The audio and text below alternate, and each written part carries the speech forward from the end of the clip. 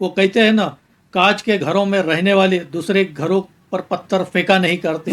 Donald Trump अपने Oval office में अपने ऑफिस की लाइट बंद करवाकर दक्षिण अफ्रीका के डेलीगेशन को कुछ वीडियो और तस्वीरें बताते हैं। दशकों से अमेरिका दूसरे देशों को मानव अधिकारों पर नसीहत देते आया है, लेकिन आज अमेरिका का उसी का शहर पिछले 7-8 दिनों से जल रहा है। शुरुआत में प्रदर्शनकारी इन 44 लोगों को छोड़ने की मांग करते हैं और इसी की वजह से वे डोनाल्ड ट्रंप पर मुकदमा भी दायर करने जा रहे हैं।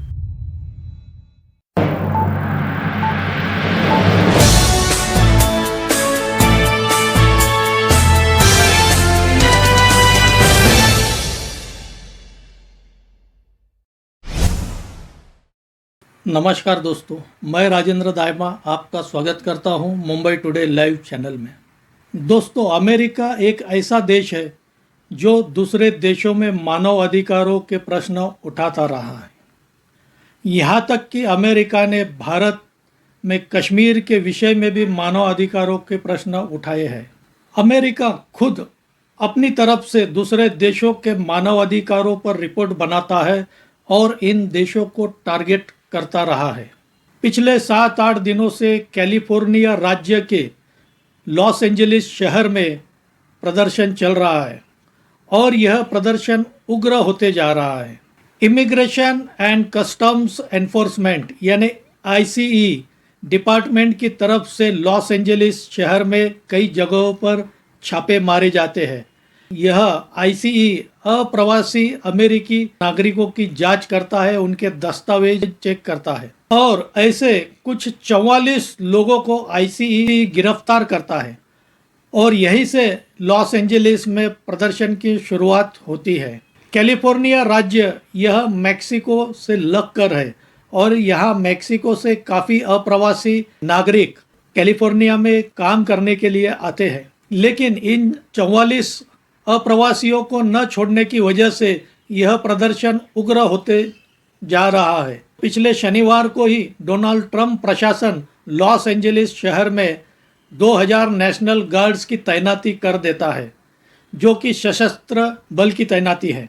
इन नेशनल गार्ड्स की तैनाती के बाद वहां के हालात और ज़्यादा बिगड़ने लगे। लॉस एंजलिस शहर के पैरामाउंट एरिया में इन नेशनल गार्ड्स ने प्रदर्शनकारियों पर आंसू गैस के गोले छोड़े और फ्लैश बैंग का इस्तेमाल किया, जो कि तेज रोशनी करता है और जिससे आंखों के आगे कुछ दिखाई नहीं देता है। और यहाँ तक कि इन प्रदर्शनकारियों पर रबर बुलेट का इस्तेमाल किया गया। इस प्रदर्शन को दुनिया भर का मीडिया कवरेज कर रहा था और इसी दौरान नेशनल गार्ड की एक रबर बुलेट अमेरिकन महिला पत्रकार को लगती है, जो पूरी दुनिया ने देखा है। कैलिफोर्निया के गवर्नर गैविन न्यूजन ने आईसीई के छापों को अराजक और अमानवीय बताया। गैविन न्यूजन यह डेमोक्रेटिक पार्टी के हैं और डोनाल्ड ट्रंप रिपब्लिकन पार्टी के हैं। गैविन न्यूजन का कहना है कि उनसे कोई किसी भी प्रकार की बात न करते हुए डोनाल्ड ट्रंप प्रशासन ने 2000 नेशनल गार्ड्स को कैलिफोर्निया भेज दिया है और इसी की वजह से वे डोनाल्ड ट्रंप पर मुकदमा भी दायर करने जा रहे हैं। लॉस एंजलिस शहर की मेयर कैरेन बैस ने भी आईसीई के छापों का विरोध किया और जिस तरह से आईसीई ने छापा मारा है उससे लॉस एंजलिस शहर में डर और असंतोष का माहौल है, ऐसा उनका कहना है। इस हिंसा के कई वीडियो एक्स पर देखे गए हैं, जिसमें लॉस एंजलिस शहर के सड़कों पर गाड़ियों को जलाया जा रहा है, उग्र प्रदर्शन किया जा रहा है और ऐसी भी खबरें आ रही है कि प्रदर्शनकारियों और पुलिस में झड़पों के बीच 2 से 3 लोगों की मौत हो गई है और कई लोगों के घायल होने की खबरें आ रही हैं। दुनिया भर के देशों को मानव अधिकारों पर नसीहत देने वाला अमेरिका आज खुद ही अपने एक शहर को 7-8 दिनों से जलता हुआ देख रहा है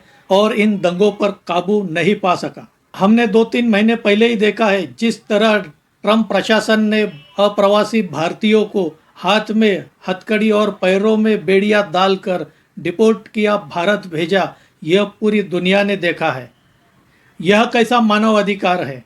वे कोई वहाँ गुनहगार थे? वे वहाँ रोजी रोटी और काम करने के लिए गए थे, लेकिन अमेरिका ने अप्रवासियों को गुनहगारों की तरह दूसरे देशों में भेजा है। अमेरिका दुनिया भर के देशों को शांति का पाठ पढ़ाता है, लेकिन विश्व में सबसे बड़ा हथियारों का निर्यात यह अमेरिका ही करता है। 1 जनवरी 2025 को डोनाल्ड ट्रंप अमेरिका के राष्ट्रपति पद की शपथ लेते हैं और उसके बाद ही वे रूस यूक्रेन में युद्ध विराम करने का प्रयास करते हैं, लेकिन उसमें वे सफल नहीं हो पाते। बाद में वे इजराइल और हमास के बीच युद्ध विराम करने का प्रयास करते हैं, उसमें भी वे सफल नहीं हो पाते हैं। लेकिन भारत और पाकिस्तान के बीच पिछले महीने हुए ऑपरेशन सिंदूर को वे अचानक मीडिया में आते हैं और ये एक्स पर युद्ध विराम की घोषणा कर देते हैं, लेकिन भारत के प्रधानमंत्री इसके बाद मीडिया में आते हैं और कहते हैं कि हमने युद्ध विराम किया नहीं है, भारत ने कुछ समय के लिए ऑपरेशन सिंदूर को रोक दिया है।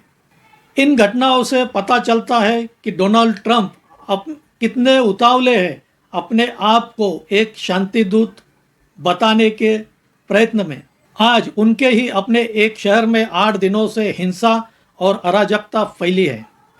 जब से डोनाल्ड ट्रंप ने दूसरी बार अमेरिका के राष्ट्रपति पद संभाला है, उसके बाद कई बार हिंसा हो चुकी है और उन्होंने कई विवादित फैसले लिए हैं, जिसमें सबसे पहला टैरिफ का फैसला था, जिसकी वजह से अमेरिका में भी काफ़ी विरोध प्रदर्शन हुए। और पिछले महीने ही उन्होंने हार्वर्ड यूनिवर्सिटी में विदेशी विद्यार्थियों के सीखने पर, पढ़ाई करने पर पाबंदी लगा दी है। और उनकी जो अप्रवासी नीति रही है, उसकी वजह से आज उनका अपना खुद का शहर जल रहा है। हमने सबने देखा 3-4 महीने पहले डोनाल्ड ट्रंप ने यूक्रेन के राष्ट्रपति जेलेंस्की का किस तरह व्हाइट हाउस में अपमान किया और प्रेस वार्ता के दौरान उनसे कई ऐसे प्रश्न पूछे। यह डोनाल्ड ट्रंप की नीति रही है। अभी 21 मई 2025 को दक्षिण अफ्रीका के राष्ट्रपति सिरिल रामाफोसा के साथ भी ऐसा ही कुछ हुआ है। वे दक्षिण अफ्रीका में हो रहे श्वेत किसानों पर अत्याचारों का प्रश्न उठाते हैं और रामाफोसा से कुछ प्रश्न करते हैं। हद तो तब हो गई जब डोनाल्ड ट्रंप कांगो देश की तस्वीर को दक्षिण अफ्रीका की तस्वीर बताकर रामाफोसा से प्रश्न पूछते हैं। अमेरिका को दूसरे देशों को नसीहत देने की बजाय अपने खुद के गिरेबान में झांक कर देखने की ज़रूरत है। वो कहते हैं ना, कांच के घरों में रहने वाले दूसरे घरों पर पत्थर फेंका नहीं करते। यह कहावत डोनाल्ड ट्रंप पर एकदम सही लागू होती है। दोस्तों, आपको क्या लगता है डोनाल्ड ट्रंप के इस रवैये के बारे में? कमेंट करके बताइए। और मेरा यह वीडियो अच्छा लगा हो तो इसे लाइक कीजिए, शेयर कीजिए और मेरे इस चैनल को सब्सक्राइब कीजिए। आज यही रुकते हैं। धन्यवाद।